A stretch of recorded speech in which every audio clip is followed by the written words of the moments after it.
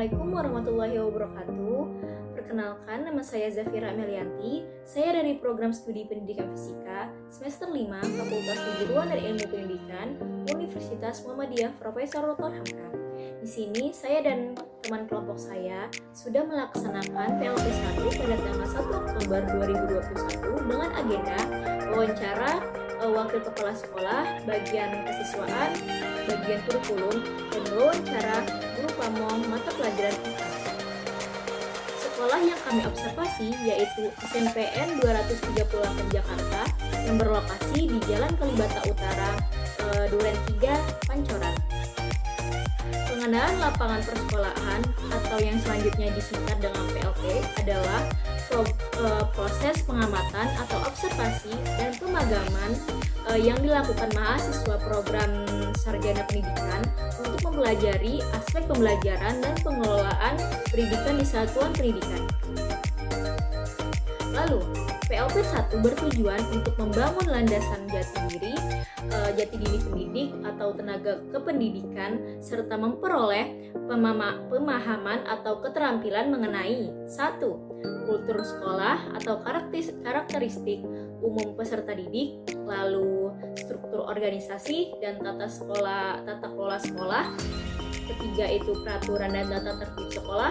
Keempat, kegiatan-kegiatan seremonial formal di sekolah. Kelima, kegiatan-kegiatan rutin berupa kurikuler, kokurikuler, dan ekstrakurikuler.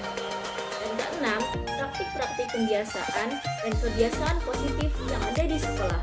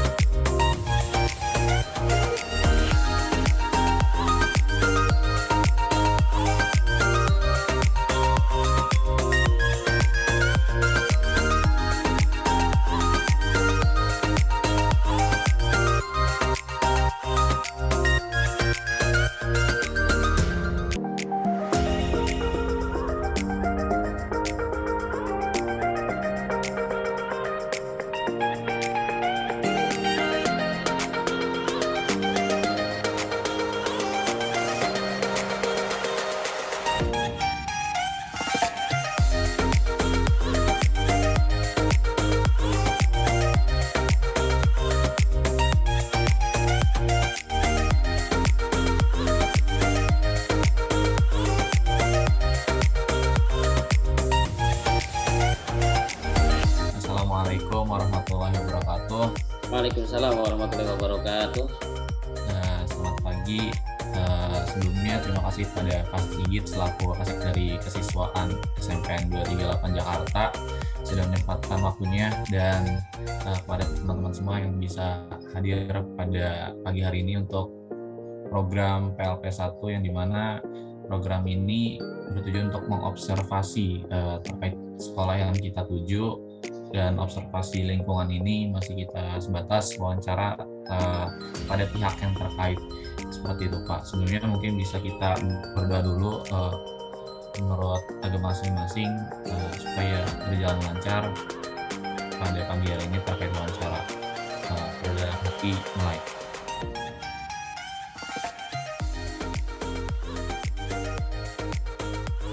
Suaranya hilang Fadilah. Fadilah suaranya hilang. Iya Pak. Ya.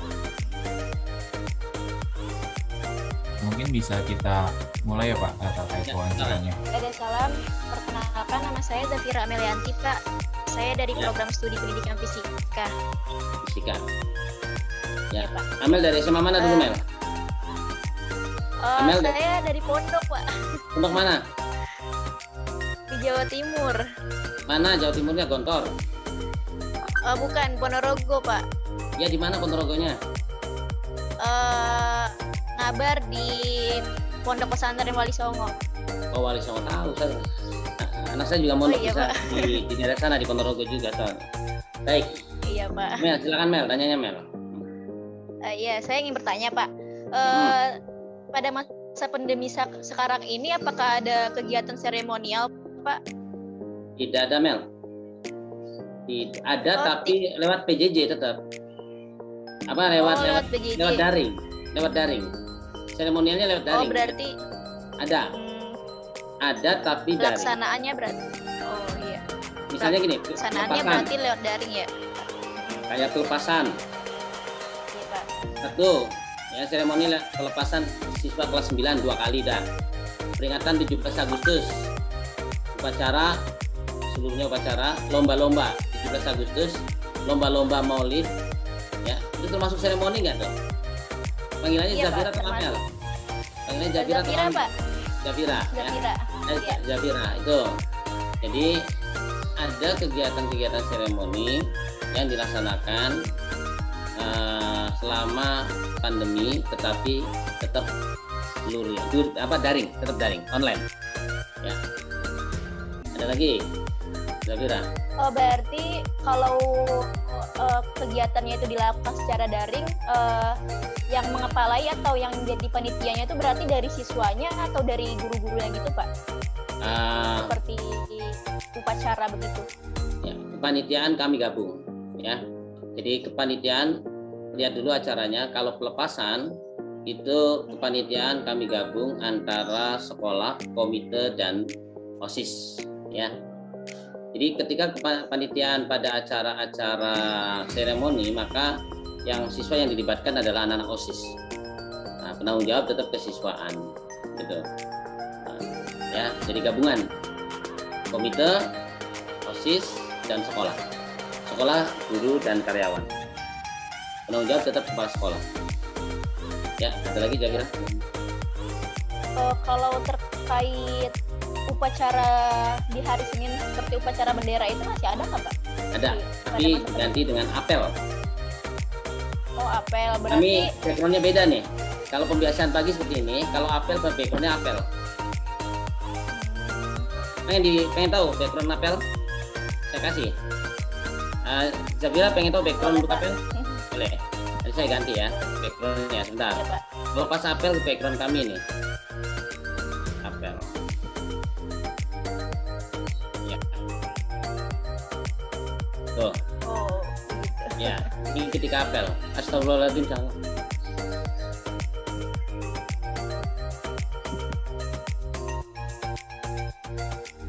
Ya, ya. Kalau untuk apel pagi itu apa aja, Pak? Kayak kegiatan yang di apel pagi itu, Pak? Baik. Pertama adalah melatih anak-anak untuk tugas apel secara online. Kemarin sudah bertugas anak-anak OSIS, ya, beberapa 2 kali pertemuan, lalu berikutnya bergilir 9A, baru 9A. Jadi mereka berlatih membawakan acara, lalu memimpin lagu Indonesia Raya, lalu berikutnya adalah amanat dari pembina upacara. Pembina upacara bergantian, bisa kepala sekolah, bisa wakil, bisa wali kelas. Dan berikutnya mereka membaca janji siswa, mereka membaca Pancasila, lagu Indonesia Raya, Pancasila, janji siswa, dan UUD 45. Bismillahirrahmanirrahim. Assalamualaikum warahmatullahi wabarakatuh. Assalamualaikum warahmatullahi wabarakatuh. Selamat pagi, salam sejahtera untuk kita semua. Alhamdulillahirrahmanirrahim. Sebelumnya terima kasih pada Pak Sigit kembali bisa menyempatkan waktunya pada pagi hari ini untuk sesi wawancara baik guru pamong dari mata pelajaran IPA maupun dalam artian karena ini SMP masih IPA terpadu gitu kan. Jadi kita sebisa mungkin menyangkut pautkan dengan mata kuliah kami atau jurusan kami itu fisika, seperti itu Pak. Dan untuk sesi wawancara kali ini mungkin lebih menanyakan terkait apa saja pada saat pembelajaran IPA maupun bagaimana cara pembelajarannya dan bagaimana efektivitas maupun antusias dari teman-teman siswa-siswi, seperti itu Pak. Lalu bagaimana Pak cara Bapak untuk mengevaluasi hasil uji dari siswa yang ada di kelas? Ya, yang pertama adalah kuis. Ya. dengan berbagai macam rewardnya, nilai. Saya selalu kasih nilai kalau anak itu bagus, nilai 9 ataupun dengan tetap tes ya, penilaian harian atau penilaian tugas. Itu yang mahal-mahal. Guru fisika rata-rata ngasih nilai mahal. Kalau saya memotivasi anak-anak tuh kasih nilai, karena ini Fadilah, Jafira, ada anak yang mudah menangkap pelajaran dengan matanya, ada anak yang mudah menangkap pelajaran dengan telinganya, ada anak yang menangkap pelajaran mudah dengan tangannya. Ada yang tiga-tiganya nyampe, ada yang hanya 2. Hargailah anak yang menangkap pelajaran secara spontan. Tapi ada juga yang dia diem aja tapi tulisannya bagus. Porsi nilainya sama gitu. Jadi kita tahu karakter anak, tahu anak ini anak yang berkarakter apa. Ada anak yang gambarnya sangat jelek tapi dia sangat aktif dalam belajar. Tapi ada anak yang tidak pernah mau ngomong tapi gambarnya bagus, tulisannya rapi. Kita apresiasi dua-duanya. Jadi ulangannya pasti jelek tapi gambarnya bagus. Jadi kan seimbang. Nah, itulah artinya kita paham. Tapi ada anak yang gambarnya bagus, ulangannya bagus, ngomongnya bagus, itu top.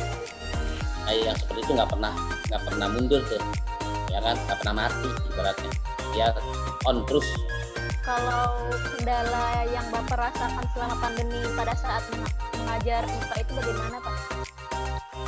Pandemi kendalanya tetap adalah di kuota, HP, dan kemalasan. Itu semua sekolah sama. Ya, semua sekolah sama kalau PJJ. Caranya gimana sekalian tuh jawabannya? Caranya gimana Pak? Menyapa mereka, komplisit, lalu yang memberikan menyumbang kuota melalui orang tua ataupun peduli kuota. Ya, jadi kalau HP peduli HP, kuota peduli kuota. Kalau yang masalahnya keluarga ya kita panggil, kita ajak ngobrol keluarga. Setiap permasalahan dimanapun pasti ada penyelesaiannya. Nggak boleh putus asa ya Jafira, nanti Fadilah jadi guru, tidak boleh putus asa. Berjuang untuk mencerdaskan anak bangsa itu tidak boleh putus asa. Tantangannya banyak. Lalu untuk pertanyaan terakhir nih Pak, pesan Bapak untuk guru IPA mendatang pada menghadapi pendidikan di era mendatang itu bagaimana Pak? Baik. Pertama adalah guru-guru yang ya. Saya jargon kami di 238 kerja ikhlas, bekerja cerdas, dan bekerja keras. Kita harus bekerja keras, bekerja ikhlas, dan bekerja cerdas. Jadikan anak didik kita yang kedua, jadikan anak didik kita sebagai anak kita, sebagai teman kita, ya, agar ilmunya nyampe. Tapi kita hindari berlebihan. Lalu yang berikutnya, yang ketiga, ya, anak-anak semuanya, untuk guru-guru yang baik adalah guru-guru yang tentunya memberikan kelonggaran ataupun kepada anak didik kita itu, ya, apalagi IPA ya, IPA. Saya tetap berpesan, ambillah penilaian dari berbagai macam sisi. Yang ketiga, penilaian kita dari berbagai macam sisi. Jangan hanya dari ulangan harian. Sementara kita menjelaskannya kurang paham, anak dikasih rumus, kita kerjain, kita emosi. Kenapa? Anak nggak bisa kerja karena belum paham. Tapi kita seolah-olah sudah memberikan pemahaman yang sangat luar biasa. Ya, cara memahami hitung-hitungan, karena IPA fisika itu sangat berhubungan dengan matematika. Misalnya gini, yang saya selalu alami nih, Fadilah, bab cahaya adalah bab yang paling sulit bisa diterapkan dalam diri anak-anak, apalagi hitungan cermin cekung, cermin cembung, ya kan, rumus-rumus itu saya merasa agak mengalami banyak kesulitan, ya kan? Apalagi hitungan pecahan-pecahan di situ, menghitung fokus, menghitung panjang bayangan, menghitung tinggi bayangan. Pernah diajarin begitu Jafir kan? Diajarin itu nggak? Nah, saya Pak. Fadilah. Memang Ya, itu agak penerapan ribet, agak paling sulit, penerapan di lapangan. Kita seolah-olah ngajarin itu gampang, tapi anak pecahan aja belum nyambung. yang diberesin pecahannya dulu. Bohong kalau dia dapat nilai bagus, hitung-hitungan menghitung tinggi bayangan kalau pecahannya jelek. Jadi sangat berhubungan dengan matematika. Itu anak-anak ya. Zafira, Fadila, terus berimprovisasi, terus berpikir, dan pengalaman dari gurunya Zafira, gurunya Fadila yang mengajar sangat enak, silakan tiru. Yang keempat, tirulah mereka ketika mengajar kita enak. Saya meniru guru-guru saya ketika mengajarnya enak. Ya, itu dasar itu fondasi banget. Lalu yang lainnya silakan.